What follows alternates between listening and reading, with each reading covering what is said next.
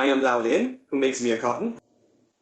After this decompression fork on the Laolin platform is popular, many friends have also tried it. Some think it works well. Some think it's just a sponge. More friends have reported that the sponge is easy to break.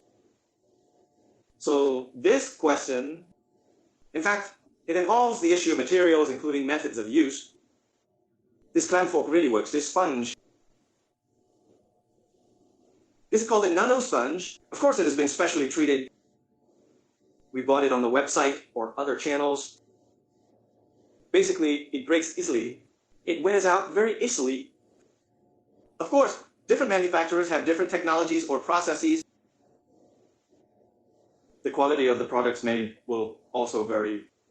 The other one is this handle. It's just a jig.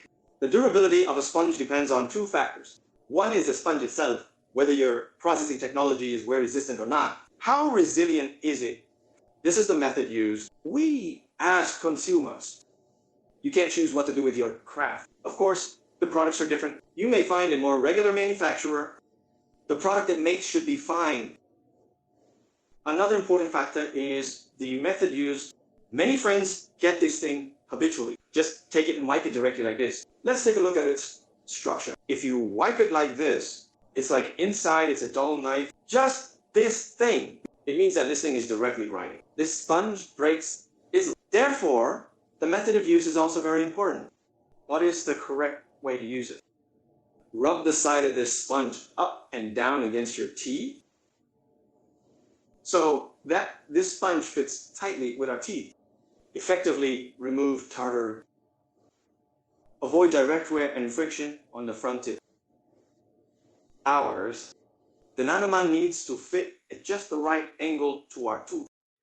When the other side is about the same, continue to wipe the other side. This allows for the efficient use of sodium salts to avoid breakage too quickly. So it's a question of how to use it. These two factors may affect the lifespan of this sponge